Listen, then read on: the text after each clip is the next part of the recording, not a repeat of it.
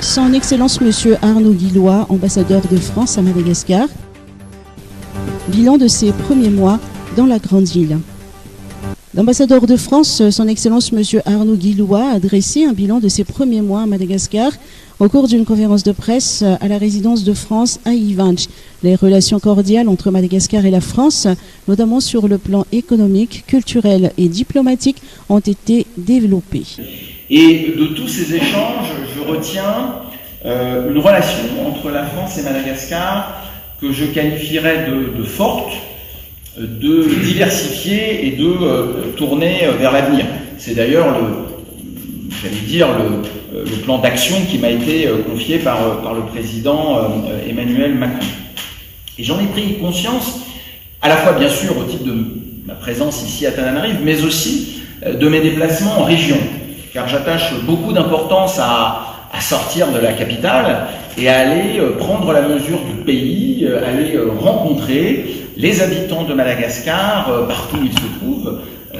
L'île est une très grande île et près de 30 millions d'habitants dans le pays. Il est pour moi très important d'aller le découvrir d'abord, d'aller aussi comprendre ce que la France et Madagascar font ensemble et surtout comment nous pouvons ensemble préparer l'avenir au bénéfice des relations entre nos deux pays. Donc c'est dans ce contexte que j'essaye peu ou prou de me déplacer, de faire un déplacement, j'allais dire un peu substantiel, de plusieurs jours sur le terrain.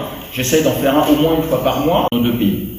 Et dans ce contexte de la coopération, nous avons plusieurs outils, plusieurs acteurs qui travaillent main dans la main pour apporter notre contribution au développement de l'île et des grandes orientations qui sont celles à la fois du gouvernement et des autorités locales. Alors, je ne ferai pas un inventaire à l'après-vert de cette coopération, mais je voudrais vous citer quelques chiffres et quelques actions.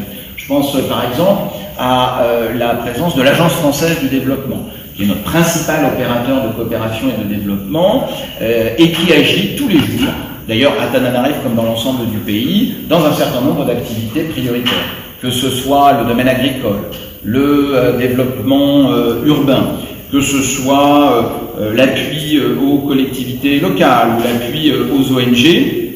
Jean-Yves Le Drian, qui était à l'époque le ministre de l'Europe et des Affaires étrangères de la France, quand il était venu à Madagascar au printemps 2020, avait dit que sur les 4 années, allant de 2018 à 2022, la France s'engagerait à hauteur de 240 millions d'euros au titre de différents engagements, sous forme de dons, sous forme de prêts, sous forme d'aide, etc.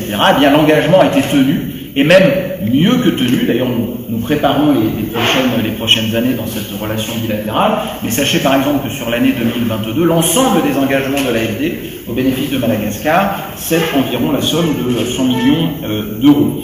Au-delà de cela, notre coopération décentralisée est extrêmement active. La coopération décentralisée, comme vous le savez, c'est de collectivité locale à collectivité locale. Donc, l'État peut faciliter, peut appuyer, mais ce qui est important, c'est que les collectivités locales se parlent directement. Et là, et c'est très important de le dire, Madagascar est le premier destinataire des partenariats des collectivités locales françaises.